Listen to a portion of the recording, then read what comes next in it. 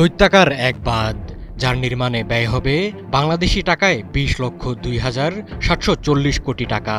আর এটি নির্মিত হলেই চীনের হাতে চলে আসবে ক্ষমতার এক জাদুর কাঠি, যার বলে ভারত এবং বাংলাদেশকে কথায় কথায় নাচাতে পারবে তারা। বাংলাদেশ, ভারত ও তিব্বত দিয়ে প্রবাহিত ব্রহ্মপুত্র নদের উপর দৈত্যাকার এক বাঁধ নির্মাণ শুরু করেছে চীন।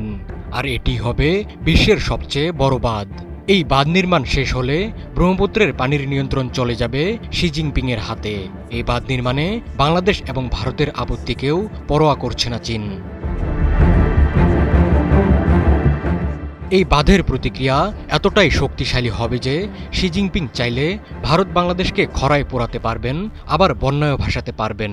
অর্থাৎ ভারত বাংলাদেশের কোটি কোটি মানুষের জীবনে প্রভাব ফেলবে এই বাঁধ। ভূরাজনৈতিক বাস্তবতায় এই বাঁধ নিয়ে সবচেয়ে বেশি শঙ্কায় ভারত, কেননা পাকিস্তানের বিরুদ্ধে পানিকে অস্ত্র হিসেবে ব্যবহার করেছেন নরেন্দ্র মোদী। সেই চেনা অস্ত্র ভারতের বিরুদ্ধেও ব্যবহার করতে পারবে চীন। তখন বিপদে পড়বে বাংলাদেশও। ওয়ালটন বিএলডিসি ফ্যান, খরচ বাঁচে 65% পর্যন্ত। ওয়ালটন বিএলডিসি ফ্যান ছড়ায় স্বস্তির সবুজ হাওয়া। ব্রহ্মপুত্র নদের উৎপত্তি তিব্বতে হিমালয় পর্বতমালার কৈলাস শৃঙ্গ থেকে। এটি অরুণাচল প্রদেশ দিয়ে ভারতে প্রবেশ করেছে, পরে অনেক পথ ঘুরে আসাম হয়ে কুড়িগ্রাম জেলা দিয়ে বাংলাদেশে ঢুকেছে। ব্রহ্মপুত্রের স্রোতধারা যমুনা মেঘনায় মিশে গিয়ে পড়েছে বঙ্গোপসাগরে। বাংলাদেশ ভারতের ব্রহ্মপুত্র উপত্যকার কোটি কোটি মানুষের জীবন জীবিকা এই নদের উপর নির্ভরশীল। বাংলাদেশ ও ভারতে নদীটির নাম ব্রহ্মপুত্র হলেও চীনে একে ডাকা হয় ইয়ারলুং জাংবো নামে। শনিবার হিমালয়ের পাদদেশে এই নদীর উপর বিশ্বের সর্ববৃহৎ জলবিদ্যুৎ বাঁধ তৈরির কাজ শুরু করেছে চীন। এখানেই প্রথম তিব্বতীয় সাম্রাজ্য প্রতিষ্ঠা করেছিল ইয়ারলুং সভ্যতা। তিব্বতের স্বায়ত্তশাসিত অঞ্চলে 60 গিগাওয়াট ক্ষমতা সম্পন্ন এই জলবিদ্যুৎ বাঁধ নির্মাণ কাজের উদ্বোধন করেন চীনা প্রধানমন্ত্রী লি কিয়াং।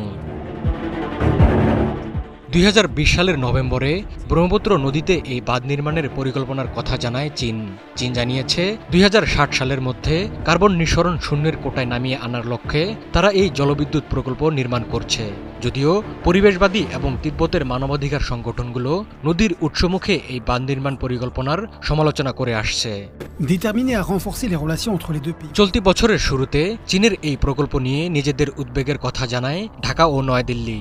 জানুয়ারিতে বাংলাদেশের পররাষ্ট্র উপদেষ্টা তৌহিদ হোসেন জানান, চীন নিশ্চিত করেছে যে তাদের কারণে ব্রহ্মপুত্রে পানির প্রবাহ কমবে না।